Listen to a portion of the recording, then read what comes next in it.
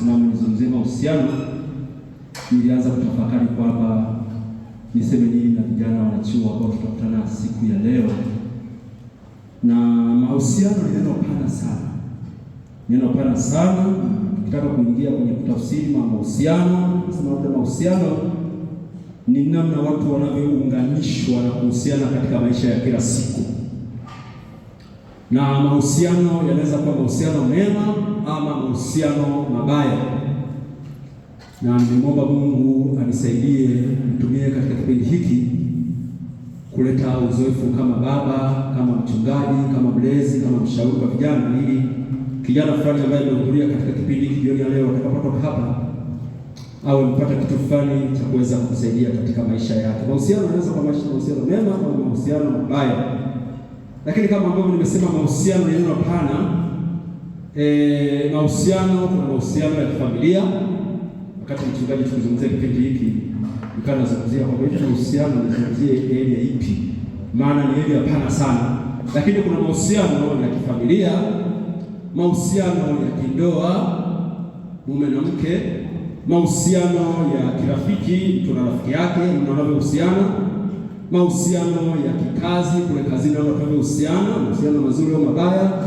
Lakini mahusiano ya kimapenzi kati ya msichana na mvulana wanaokubaliana, mahusiano mabaya, mahusiano ya kimapenzi, yote ni mahusiano.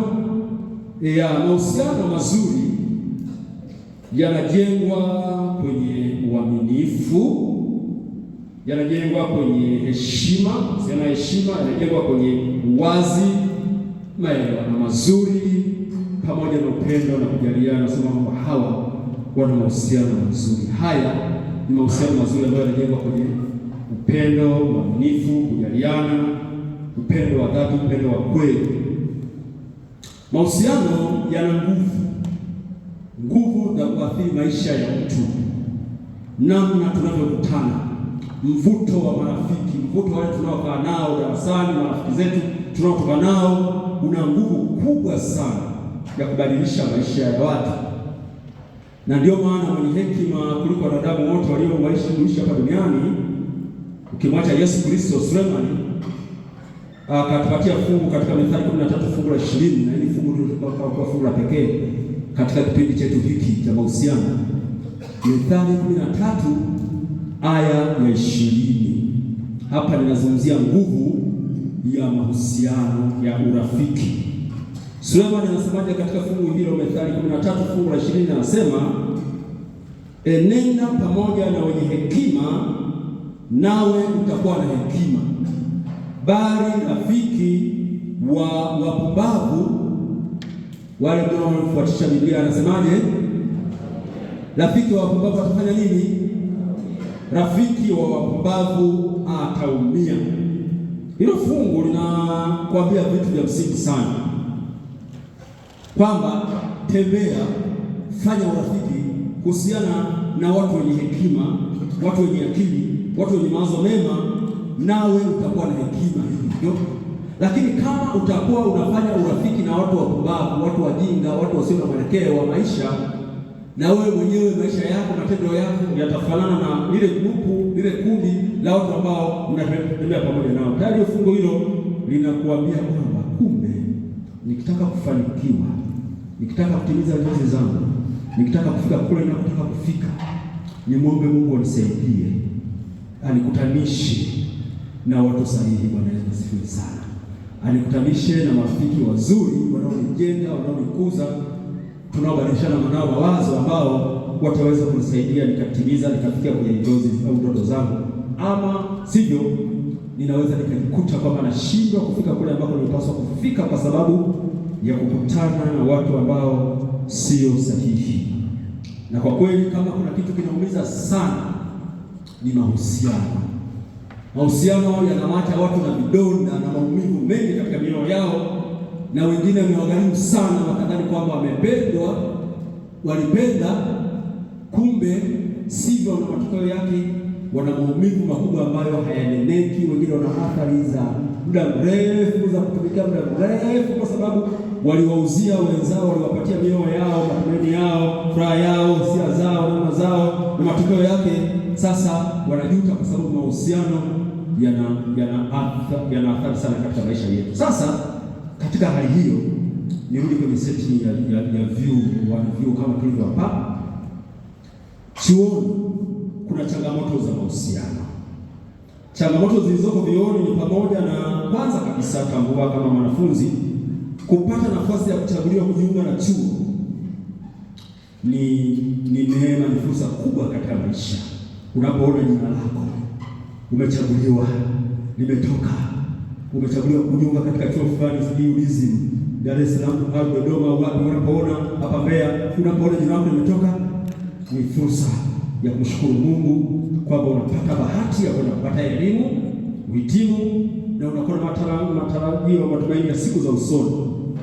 Lakini pamoja na fursa hiyo, kuishi chuoni hadi kumaliza salama miaka 3 sio jambo lepesi. Ndio kama umenisikia vizuri, kuishi chuoni kwa muda wa miaka 3 na kuwa chuoni na kudumisha uaminifu na uadilifu kama ulivyofundishwa na wazazi wako, baba na mama kule, sio jambo lepesi. Chuo kingine hapa nchini Tanzania, umepata nafasi kwenda chuo chochote katika East Africa, Kenya, Uganda, ama umepata chuo cha nje ya nchi, nje ya Afrika, Ulaya, Marekani, kudumisha uadilifu, uaminifu, kukaa chuoni, kumaliza chuoni salama, sio jambo jepesi.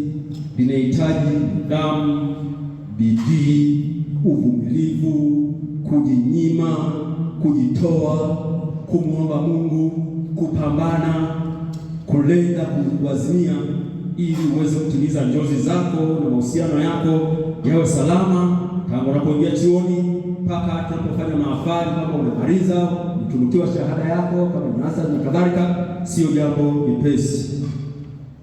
Mojawapo ya changamoto ya kuwa chuoni ni pamoja na hizi changamoto ya kimahusiano. Changamoto zilizoko vyuoni, naomba nitaje baadhi ya changamoto za mahusiano vyuoni ni pamoja na shinikizo rika, pia pressure, shinikizo rika. Tunapokuwa chuoni hivi, chuo ni sehemu ambayo inakutanisha vijana, watu wa aina mbalimbali, na ushawishi unaotokana na mambo yanayofanywa na vijana wenzako wengine, na wakati fulani mambo ambayo yako kinyume na imani yako na maadili yako ya dini. Wakati mwingine katika vyuo kama hivi tunakutana na vijana wenzetu ambao wanakunywa pombe, wengine wanavuta sigara, wengine wanapenda muziki, mapenzi na mahusiano mengine, na tunajikuta tunaathiriwa na changamoto hizo za mahusiano yanayotuzunguka. Lakini pia vyuoni kuna uhuru mkubwa katika mambo ya mahusiano, uhuru mkubwa kwa sababu ni tofauti na maisha ya nyumbani.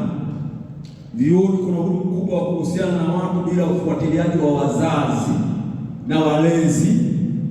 Kuna uhuru binafsi kuishi maisha ambayo unapenda mwenyewe, kufanya mambo ambayo unapenda mwenyewe, na matokeo yake inafanya baadhi ya vijana wanapoteza mwelekeo katika masuala ya mahusiano na vijana wengine. Lakini pia vyuoni tunakutana na mchanganyiko wa tamaduni za namna mbalimbali, kukutanishwa na vijana wenye silika tofauti, jambo linaloweza kuleta migongano ya kimaadili na kuwafanya baadhi ya vijana kubadili misimamo yao ya kidini na kiimani, na mwisho kujikuta wamejiingiza katika mazoea au mtindo au tabia ambazo zitakuwa za gharama mbele ya safari ya maisha yao.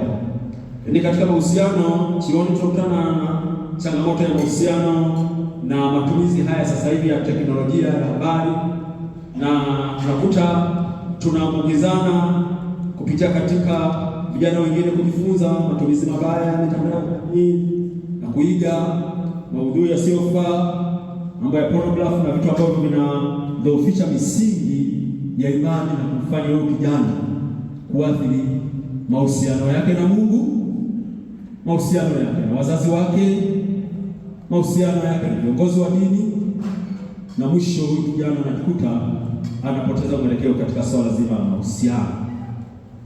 Lakini changamoto kubwa zaidi au msukumo mkubwa zaidi katika mahusiano ni mahusiano ya kimapenzi. Mahusiano ya kimapenzi vyuoni yana athari nyingi zenye matokeo mabaya katika maisha ya vijana wengi.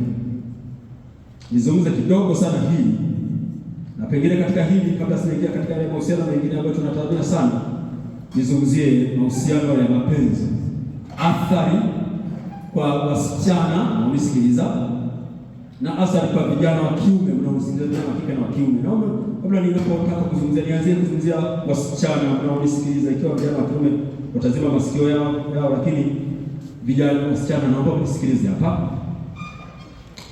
Amri ya 7 inasema usizini, na zinaa ina matokeo mabaya sana katika maisha ya mtu, na wengi vijana wanashindwa kutofautisha kati ya upendo wa kweli, upendo na tamaa ya mwili, tamaa ya ngono, ashki, mhemko, hali ya kijana kujisikia kutaka kujamiana.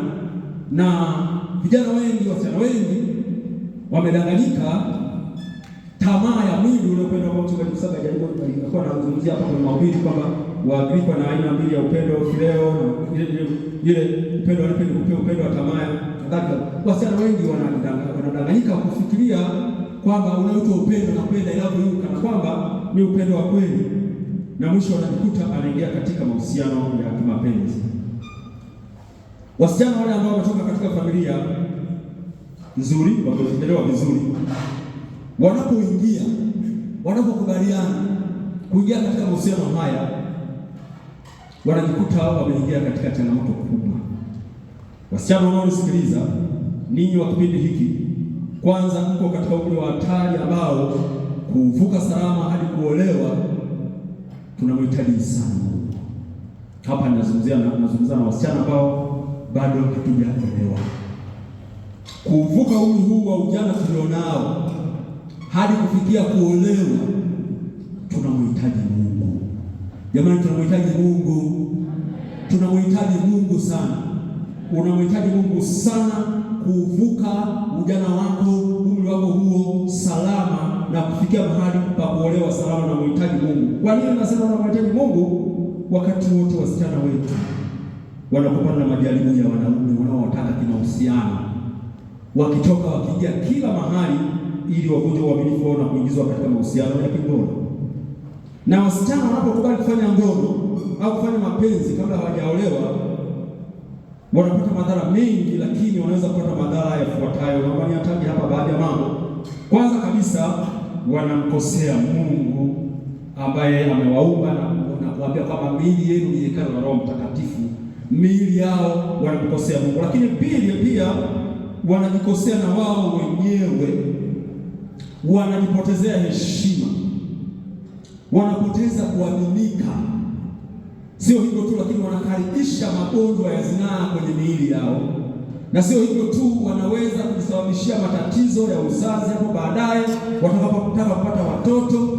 Maana tunaishi katika jamii ambayo mabinti wengi, watoto wengi, wasichana wengi wanajiingiza katika kutoa mimba, kutumia dawa na mengine hivyo, na mwisho wake wanajiingiza katika matatizo makubwa ambayo yatawagharimu kupata watoto katika maisha yao ya mbele. Na sio hivyo tu, wanajisababishia kuchelewa kuolewa kwa sababu kujulikana kuna tabia mbaya. Na sio hivyo tu, wanaharibu thamani ya ujana wao. Lakini jambo lingine baya zaidi, wanajenga tabia mbaya katika miili yao ambayo itawafanya hata katika maisha yao ya mbele tamaa ya wanaume iwe sehemu ya maisha yao.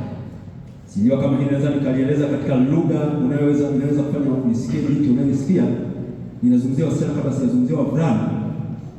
Kuna kitu kinachoitwa kujenga tabia mbaya ya mwili. Sio tabia mbaya hivi, lakini tabia mbaya ya mwili. Nikisema tabia mbaya ya mwili, nina maana ya kwamba mtu alikuwa mwaminifu, mtu alikuwa hajajiingiza katika tabia hizo.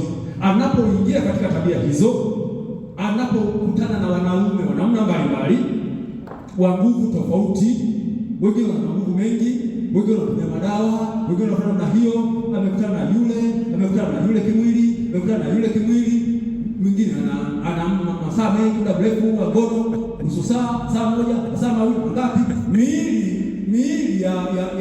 Mwili wa vijana unaharibiwa na mazoea mabaya ambayo anazoezwa na huyo mtu ambaye anakutana naye. Sasa kama ameanza tabia hiyo, ana miaka 13, 14, 15, 16, 17 na mpaka afike wakati wa kuolewa, sasa mwili wake ameshaujengea tabia mbaya, na tabia hiyo inaweza kuwa ngumu sana kuja kuridhika na mume atakaye kuja kumwoa, na kama atakuja kubahatika kuolewa na mwanamume mwaminifu. Unajua tuna watu wanatafuta kuolewa na wanaume waaminifu.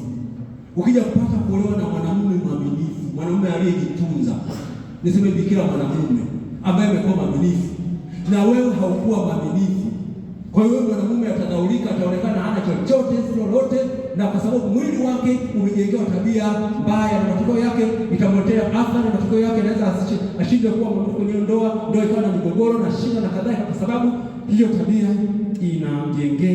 inabadilisha tabia ya mwili. Ndio maana Mungu anasema kwamba miili yetu ni hekalu la Roho Mtakatifu. Kwa hiyo vijana wa kike wanapokubali kujiingiza katika mahusiano haya, wanaharibu tabia ya miili yao wenyewe, na miili yao inakuwa katika hali mbaya zaidi.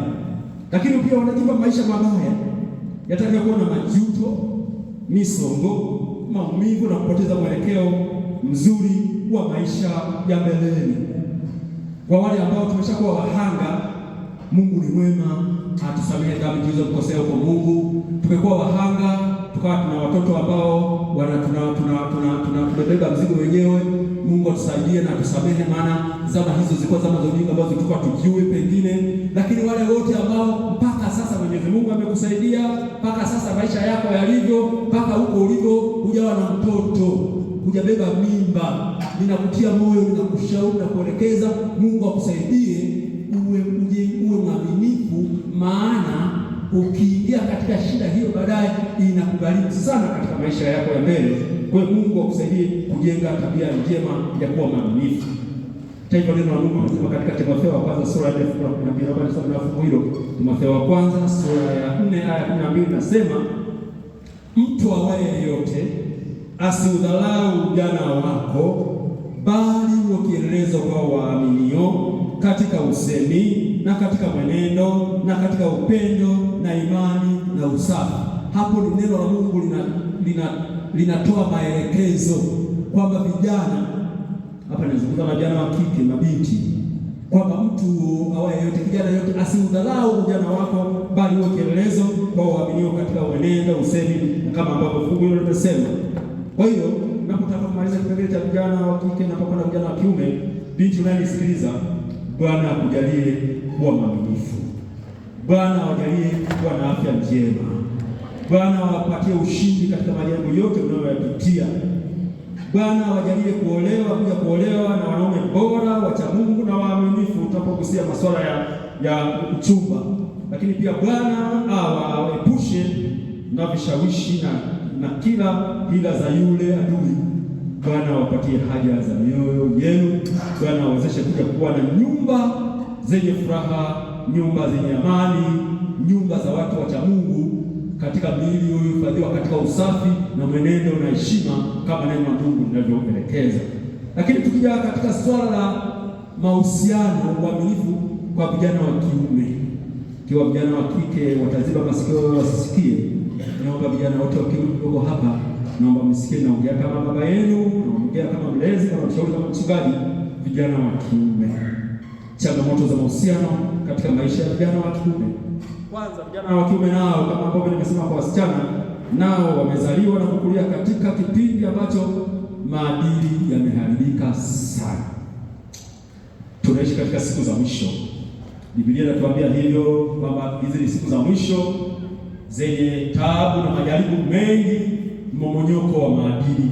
Vijana wengi maadili yameharibika sana. Katika hali hiyo, hali ya maadili na mambo yanayowazunguka vijana wa kiume yanawashawishi vijana wengi wa kiume kujiingiza katika ulevi, wengine wanajiingiza katika uvutaji, katika muziki siyofaa, ngono na mambo mengine yasiyofaa. Vijana wengine wanajiingiza katika starehe zinazowapotezea muda na kuharibu mipango ya maisha yao ya mbeleni. Kuna vitu ambavyo vijana wasipoviangalia na kufikiria kwa makini, vijana wa kiume, vinaweza kuwasababisha wakawa masikini, wasio na kitu na kupoteza thamani ya ujana wao. Sijui kama umenipata katika hilo. Nimesema kwamba kuna vitu kijana Mwadventista, kijana mwanachuo, kijana wako hapa, kama hutavifikiria vizuri, vinaweza kusababishia kwa masikini, vitu vya kupoteza muda. Kwa mfano, kuna vijana wengi wanapoteza muda, lakini mwanachuo hivi, lakini anapoteza muda kwenye pool, kwenye drafti, mchezo kamari, mchezo ya kamari, kubeti, na wengine ushabiki wa mpira uliopitiliza, muziki na kadhalika, vitu ambavyo vinapoteza muda. Kwa njia hii vijana wanapoteza muda wao wa thamani ambao ungewaletea maendeleo na kufanya kazi kwa bidii.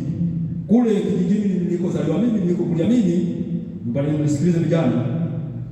Kuna kijana mmoja, jina ni Mhifadhi Pasa Ngwenya, alisoma vizuri, akaenda chuo Dar es Salaam, na baadaye kwa akili yake ikachangamka mapema, akapata nafasi katika South Africa, akafanya kazi kule, akaja nyumbani kule, akajengea wazazi wake nyumba, alafu akajenga chuo cha ufundi cherehani, akanunua cherehani kadhaa, kwa hiyo akawa anafundisha, akawa kijana mwenye mipango na maendeleo. Siku moja alikuja kijijini kwetu wakati wa Pasaka, kwa kama majira ya saa 4 hivi, wakati wa kilimo. Sasa akapita kijiweni na gari yake, anaendesha gari, akapita kijiweni, akakuta vijana wengi wako kwenye pool table wanacheza pool, inaenda fiba wale wamezunguka hivi. Ilikuwa saa 4 hivi asubuhi, akasimamisha gari, halafu akafungua kioo pale, akamwita mmoja, njoo.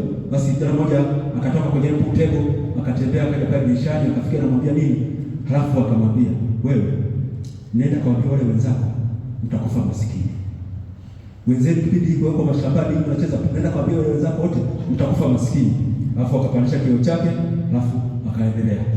Sasa yule kijana akatembea amechoka hivi, anaenda kwa wenzake anasema labda sijui tutakuwa anamwambia nini, akamwambia eti yule bwana eti gari yake tu yenyewe ya juzi hapa nini, eti anasema eti tutakufa maskini. Na pale kulikuwa na kijana mmoja wa Adventista aliyesikia jambo hilo, lakini ujumbe ulikuwa umefika, na yule kijana akasema, kwa kweli kuanzia siku ile niliamua kutokucheza pool tena, na kwa kweli nikafakari kwamba masaa ya kazi saa 4 watu wako mashambani, wewe unacheza nini? Unacheza pool. Kwa hiyo kuna vijana wengine wa Adventista wanapoteza muda kwenye kamari, kwenye kubeti, kwenye drafti, si kwenye nini, masaa ya kazi hawachangamki kazi, wanachagua kazi. Hapa madamu anatufundisha kwamba ziko kazi nyingi, fursa nyingi, hata kufua. Amezungumzia hata kufua kwamba kuna wengi sana wanaambia kwamba ninafua nguo na kupasi nguo, utapata pesa.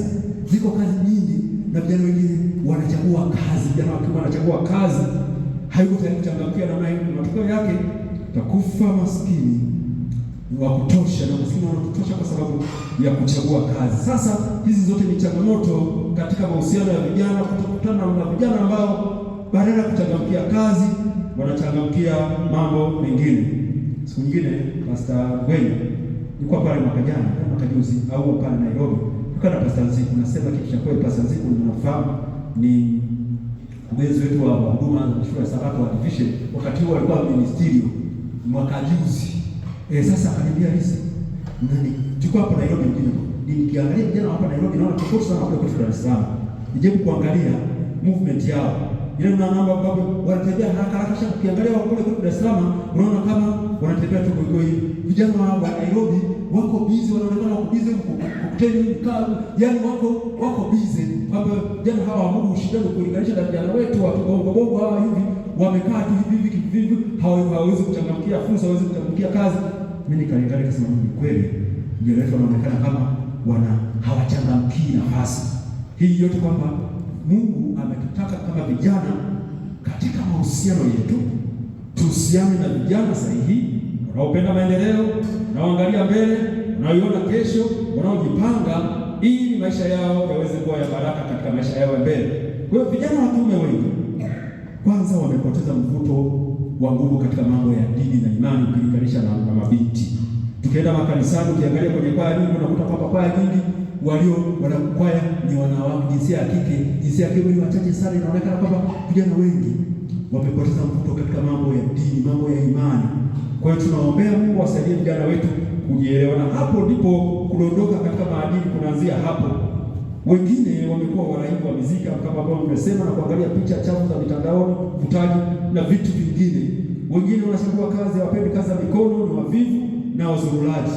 Kwa hiyo Bwana atujalie vijana wote ambao tumehudhuria katika federation hii kuwa vijana wanaochapa kazi. Bwana asifiwe sana. Bwana awafungulie milango ya baraka katika shughuli za kila siku. Bwana atujalie kuwa na akili na uwezo na uelewa, maana mahusiano namba moja yanaanzia mahusiano yetu na Mungu wetu wa mbinguni. Katika swala la mahusiano namba moja, mahusiano yako na Mungu yakoje? Dini, imani yako ikoje juu ya ibada? Ratiba ngumu za masomo chuoni zisinyime fursa ya wewe mahusiano yako na Mungu. Kwa hiyo hakikisha kabisa kwamba pamoja na ratiba ngumu, lakini ninapata nafasi ya kuomba, napata nafasi ya kusoma Biblia, napata nafasi ya kuhudhuria maombi kama mkutano maombi, jioni maombi, napata nafasi ya kwenda kanisani siku ya Sabato. Unapojalia na hiyo mahusiano yako na Mungu yanapokuwa baraka, ndipo mahusiano yako na mambo mengine yanaweza kuwa sawa sawa. Mtume Paulo anatuambia katika kitabu cha Warumi sura ya 12, Warumi sura ya 12 aya ya 1 na 2. Mtume Paulo anasema kwamba basi ndugu zangu, na wasihi kwa huruma zake Mungu, itoeni miili yenu iwe dhabihu iliyo hai, takatifu, ya kumpendeza Mungu, ndio ibada yenu yenye maana. Wala msifuatishe namna ya dunia hii, bali mgeuzwe kwa kufanya upya nia zenu, mpate kujua hakika mapenzi ya Mungu yaliyo mema, ya kumpendeza na ukamilifu. Katika hali hiyo, mjumbe wa Mungu Ellen White katika kitabu kinachoitwa Steps to Christ, njia salama, katika ukurasa wa 90 anasema hivi: hakuna kitu kinachoweza kuimarisha akili zaidi kuliko kusoma maandiko matakatifu. Hakuna kitu kingine chenye nguvu ya kuinua mawazo, kutoa nguvu kwa vipawa kama ukweli mpana na waheshima wa Biblia. Ikiwa neno la Mungu lingesoma kama inavyopaswa, watu wangekuwa na upana wa akili, ukuu wa tabia, uthabiti wa kusudi ambao ni nadra kuonekana katika nyakati hizi. Na hiyo inaniambia kwamba hebu mahusiano yangu namba moja, mahusiano yangu na Mungu, mahusiano na neno la Mungu. Sasa ndipo hapa ambapo tunasomaga vijana kwamba jinsi gani kijana itakase njia yake kwa kutii, akifuata neno la nani?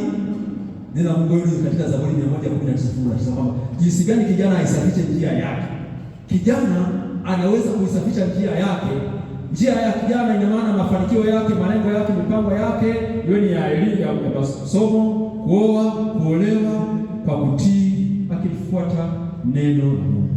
Neno la Mungu ndilo linaweza likatakasa akili na mawazo na kuchuja na kumfanya mtu upendo wake ukatawaliwa na neno la Mungu.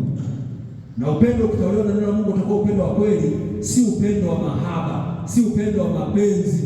Hapo ndipo sasa atafuata shauri kama roho ya nabii inavyoelekeza. Ikiwa ni katika kuoa, atazingatia kwamba msifungiwe neno na wasiofanya nini? Wasioamini. Hata mpenda, hata oana na mtu ambaye haamini. Haamini sio haamini nini, lakini haamini katika imani, katika dini ulio nayo wewe kama Mwadventista Msabato, imani yako, mafundisho ya kanisa ya sita, imani za msingi, ile fundisho, ile fungu linaposema kwamba usifungiwe neno na wasioamini, maana yake wasioamini kama wewe unavyoamini kama Waadventista wa Sabato. Na ndio maana wakati wote wa Adventista wa Sabato tumeelekezwa katika mafundisho yetu ya ujana, ndio katika swala la kuoa, kuolewa, chagua kuoa au kuolewa, kukubaliana na posa ya Mkristo mwenzako, Mwadventista mwenzako ambaye anajifunza imani kama yako. Na mahusiano yako ya kupenda yatawaliwa na neno la Mungu. Na mahusiano yako ya upendo au uchumba sio ndoa, uchumba sio ngono, uchumba sio kulala pamoja, sio kutwana, kuchukuliana, kujaribishana, kuonjana, kufanya hivi. Uchumba sio hivyo, lakini uchumba ni uaminifu, ni kumwomba Mungu ampatie mwenzi tunayempenda, tunayeongea naye na kubaliana naye katika masuala matakatifu ya maisha ya mbeleni, ikiwa ni Kristo kama wewe, katika imani kama wewe. Kwa namna hiyo uchumba unapaswa kutawaliwa na neno la Mungu. Lakini pia wanaosema kwa haraka ujute baadaye. Kama kuna jambo linahitaji uangalifu, utulivu, kumwomba Mungu, kutafakari, ni wakati unaofikia wa kuoa au kuolewa. Usikurupuke, muombe Mungu, soma vitabu, hudhuria mikutano na kambi, sikiliza wazazi, mashauri ya wazazi, sikiliza watu wazima, na uwe mvumilivu, uwe na subira. Useme nimefikia umri huu sasa tu basi kwa sababu hivyo niwe kuolewa na yeyote, au hapana sana. Fadhali baki mwaminifu, zaidi kuingia jehanamu ukiwa na chombo kuliko ukiwa mzima, kuingia mbinguni ukiwa na chombo kuliko kwenda jehanamu ukiwa na viungo vyako viwili vyote. Kwa hiyo unapaswa kumwomba Mungu, kuwa na subira, na Mungu atakupatia yule ambaye ni sahihi yako. Baada ya kusema haya, nataka nimkaribishe mchungaji Ngwenya. Anaweza kuwa kitu kusema katika kuonyesha swala la mahusiano, ili tunapoweka mada hii iweze kukaa sawa. Nijaribu kuweka kusema kile ambacho nimeona kama kinaweza kuwezekana kwa muda huu, kwa sababu si makabi sana, muda kutosha sana, lakini ninawapenda, ninawaombea, ninatia moyo, ninatamani Mwenyezi Mungu atusaidie vijana wote wa Kiadventista tuweze kuwa vijana wenye mafanikio, mahusiano mema na wazazi wako, mahusiano mema na kanisa, mahusiano mema na wasichana wenzako, wavulana wenzako, mahusiano ya kiroho, na mwisho Bwana atakapokuja upate nafasi katika mkono wa Mungu. Mungu akubariki katika jina la Yesu, amina.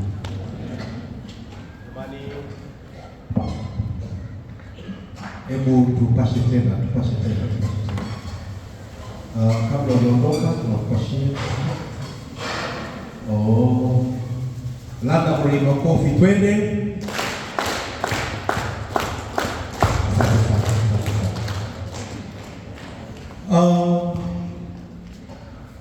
Swali. Obadia anavuka mipaka katika mahusiano. Obadia, nimetafuta jina ambao wewe hatuna Obadia kabisa huko ndani. Wakati huo wahitimu wajiandae. Obadia anavuka mipaka katika mahusiano. Ulishawahi kusikia sentence ya namna hiyo? Isiwe kwa Obadia, yaani mtu kwamba huyu anavuka mipaka katika mahusiano. Naomba niwaulize na maiki zitembee. Kwa nini katika mahusiano kuna mipaka na wakati mwingine ni rahisi kuvuka mipaka? Umeelewa hiyo swali? Katika mkutano ambao tayari mchungaji wetu amekwisha kutueleza, imegundulika kwenye mahusiano kuna mipaka, na inaonekana wakati mwingine rahisi kuvuka mipaka. Obadia anastakiwa katika hilo. Lakini jambo la pili, kuna mipaka gani ya kimwili na kihisia unayopaswa kuiangalia unapokuwa unajenga mahusiano, hususan kama umepata mchumba anayekupenda na unagundua amekupenda? Kumbuka, lakini uhubiri la leo nasema kwamba anaposema kwamba amekupenda sijui gani, umekumbuka hilo tu basi.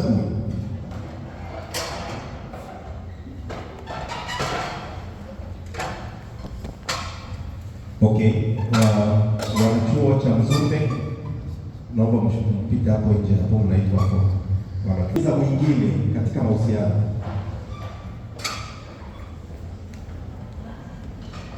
Na mwisho, kama sitakuwa na mipaka ni nini kitatokea? Karibuni, naomba maiki zitembee. Bwana mwema wakati wote. Kwa upande wangu nikisema kwamba fanya kuvuka mipaka, sababu ya kwanza ambayo inapelekea watu kusema hivyo, uende katika mtazamo mbalimbali ambao tunayo. Kuna mitazamo ambayo naishi kwa mtazamo kanisani na mitazamo ya mtaani. Ikiwa kwa mtazamo wa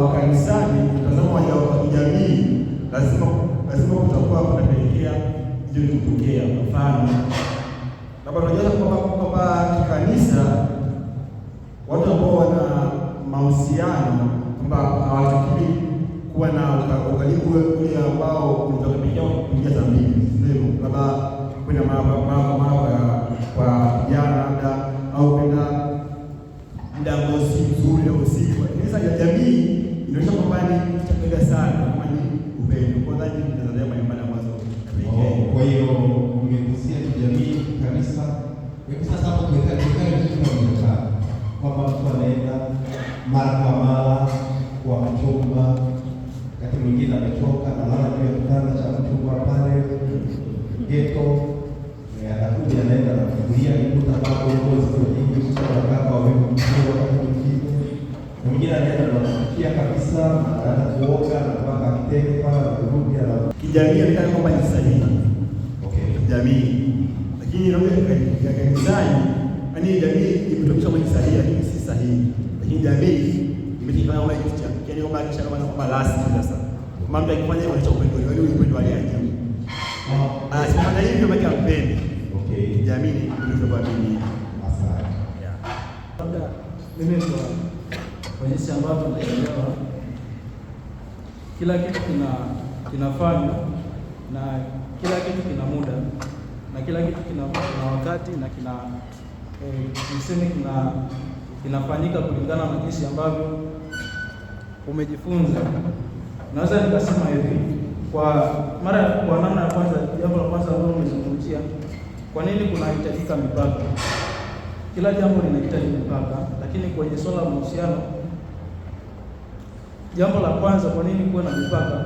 Linaonyesha nidhamu, linajenga nidhamu, lakini na heshima pia. Kwa namna gani?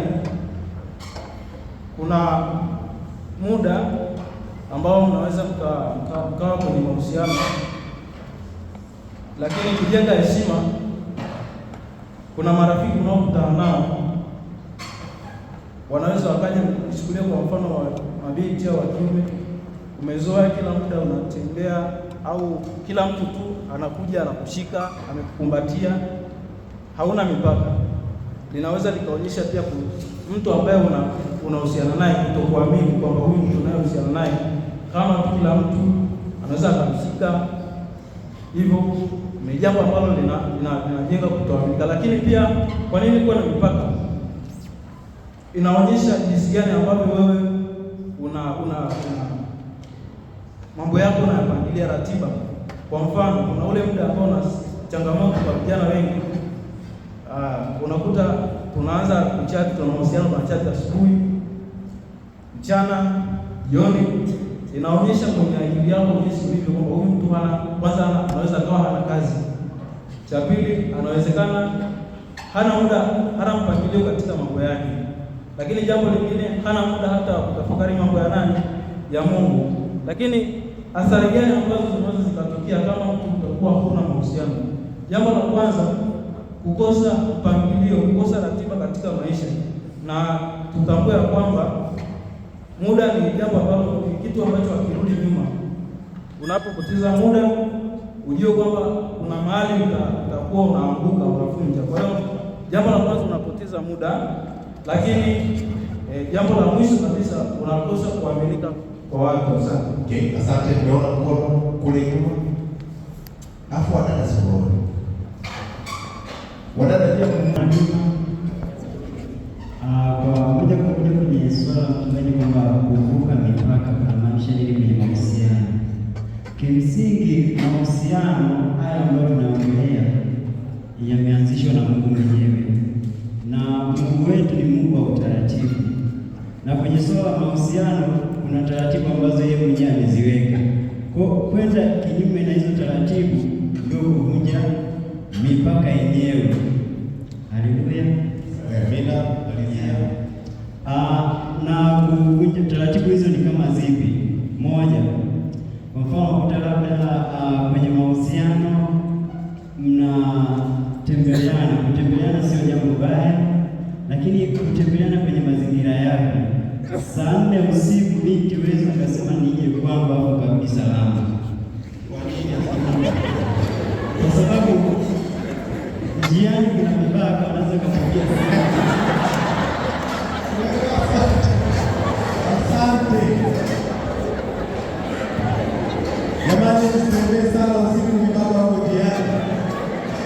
ila basi uliposema akija nyumbani kwako saa 4 atabaki salama. Uenda wewe ndio mipaka utavuka.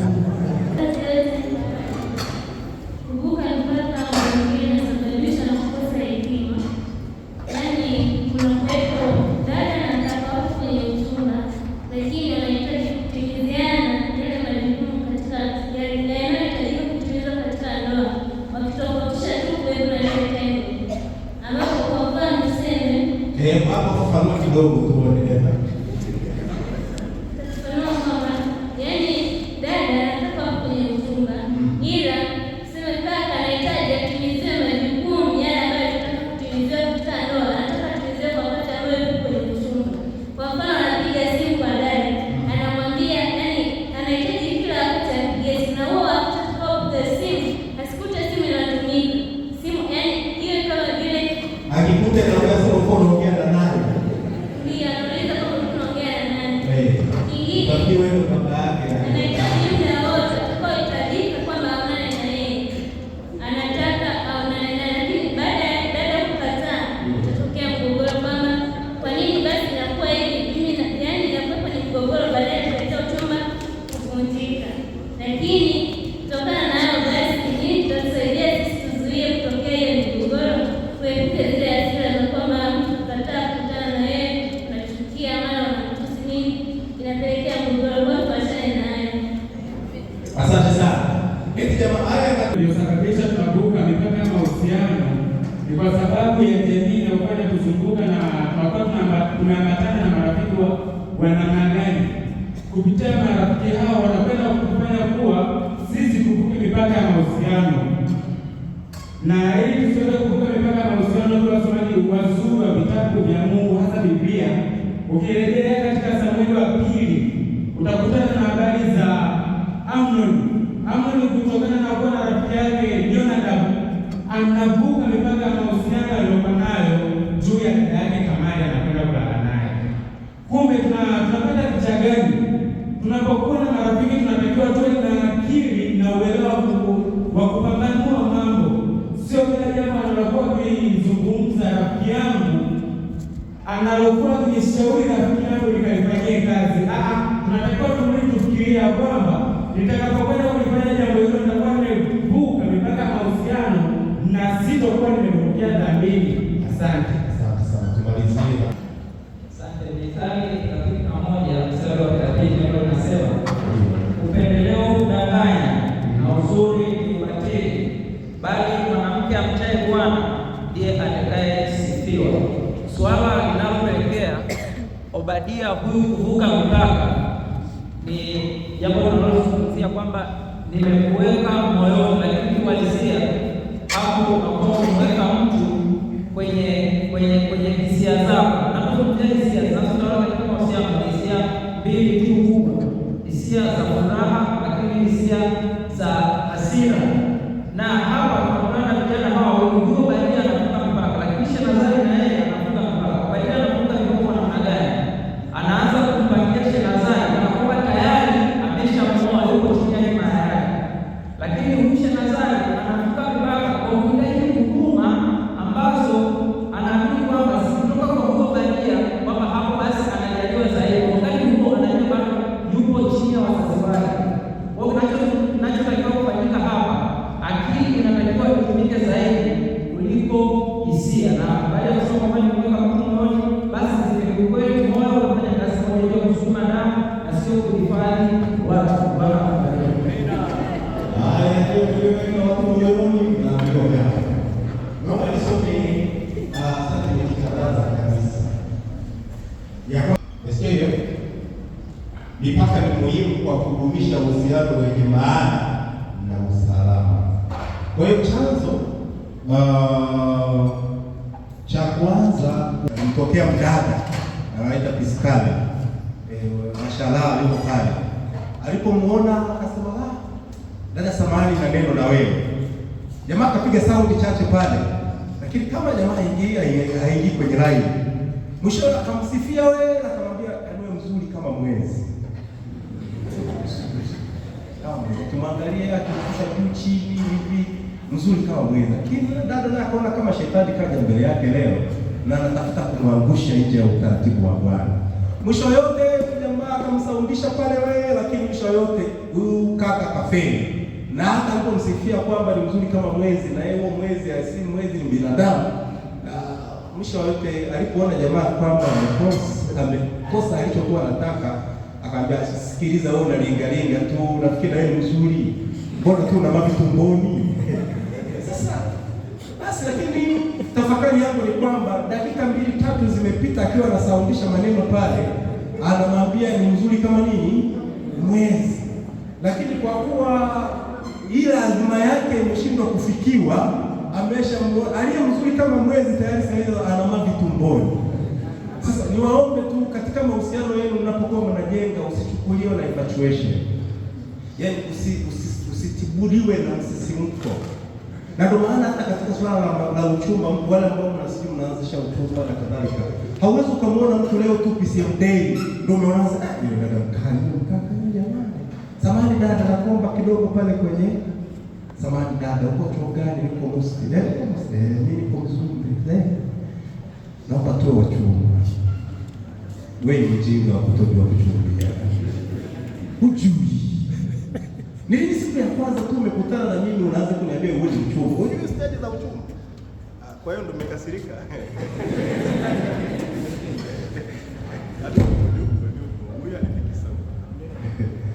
Kwa hujui stage za uchumba. Labda siku moja tutaongea tena. Huwezi ukafika tu kwa mtu ukamwanzia, yaani siku umemsalimia shikamoo, sijika mambo, huwa mchumba wako, wewe mjinga, hujui kuchumbia. Sasa hiyo siku tutaongea. Tunaelewana. Lakini jambo la pili, statement nyingine ya kanisa inasema kuwa na mipaka ya miemuko. Kuwa na mipaka ya miemuko ni muhimu ili kujilinda dhidi ya kuvunjika moyo na maumivu ya kihisia. Mungu ameweka kanuni za kutusaidia kulinda mioyo yetu dhidi ya majaribu. Alafu anasema kujitawala ni jukumu la kila kijana. Kufanya nini jamani? Mipaka hujenga mazingira salama na kuzuia vishawishi vikali.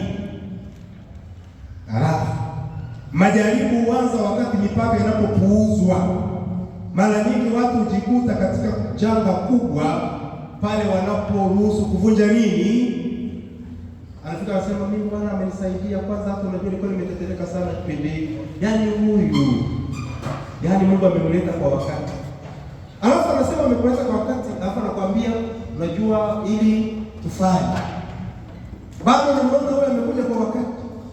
Hata wakati mwingine shetani anatumia mambo mazuri kufanya mabaya. Tunaelewana? Yaani shetani kuna njia anaweza kutumia ya wema kabisa. Kwani alipomwambia kwamba ule hili tunda, ilikuwa ni jambo baya au nzuri? Sikula ni kuzuri. Lakini kimefanya nini? Kimekatazwa. Na mwisho wale ambao wameongoka kweli watakuwa angalifu kuhusu kile wanachosikia, kuona na kusema. Kwa maana watatambua kwamba mawazo yao, maneno yao na matendo yao yanapaswa kuongozwa na Roho wa Mungu. Hii inatoka Counsels to Parents, Teachers and Students, ukurasa wa 333.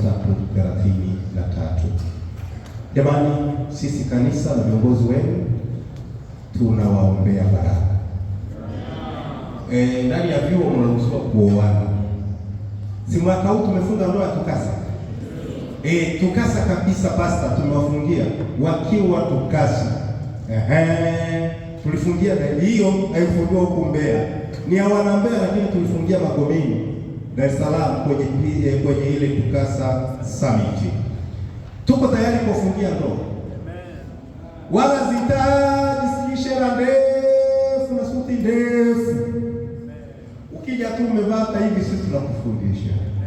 Ili mradi pande mbili za wazazi wenu zimewakubalia na taratibu zote za kifamilia zenu mmekamilisha, sisi tutawafundisha.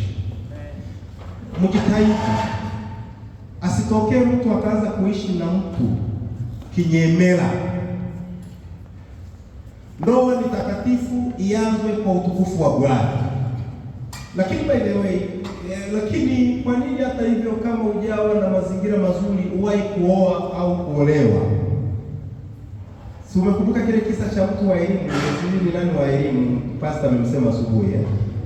Kwa hiyo jitahidi, jua kilichokuleta chuoni, stiki katika masomo. Tunakutamani uwe na GPA nzuri, uwe na performance kubwa, na ukiona kwamba kwa wakati huu sio muda sahihi wa kujiingiza katika mahusiano, tulizana katika jina la Yesu. Kwa wakati wako ukifika, tutakusherekea tu. Hata kama sisi hatutakuwepo, Bwana atakupatia wengine wazuri watakao kuzunguka saa yako ya furaha. Tunawatakia baraka za Bwana. Someni, tuko pamoja na ninyi. Simameni imara katika imani, mteteeni Mungu katika nafasi zenu. Kanisa linawapenda, nchi hii inawapenda, familia yako inakupenda, iwakilishe kwa utukufu wa Bwana. Basi kwa kuhitimisha haya, tunaomba tusimame akamwagoleke Simeoni wahitimu waje. Wahitimu watakuwa ni programu yetu ya mwisho kabisa tunapoelekea matangazo.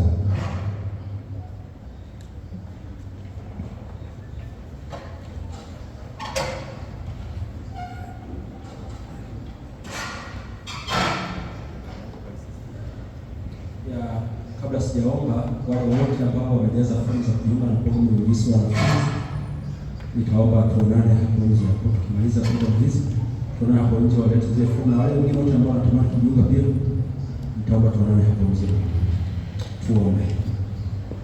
Baba yetu na Mungu wetu wa mbinguni, asante kuanzia shule ya Sabato, nyimbo zilizoimbwa, mahubiri yaliyotolewa, mafundisho ya mchana, mada zote, maswali na majibu yaliyotolewa, vyote hivi tunakushukuru sana kwa namna ulivyotukumbusha, kwa namna ulivyoongea nasi katika Sabato ya leo.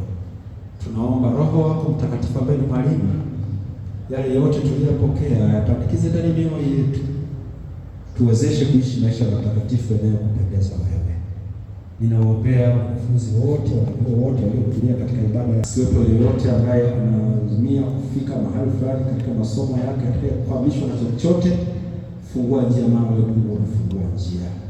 Lete afya njema kwa kila kijana aliyehudhuria katika ibada hii, na zaidi sana tubariki sote. Tunapohitimisha, nenda pamoja nasi, tupatie umoja, upendo na ushirikiano. Bariki programu zote zinazoendelea katika TUCASA na viongozi wote waliochaguliwa, mchungaji wa wanafunzi na chepeni wetu hapa, yote yatendeke kwa mapenzi yako, katika jina la Yesu Kristo, amina. Wakati wiki anakuja, niongelee makambi.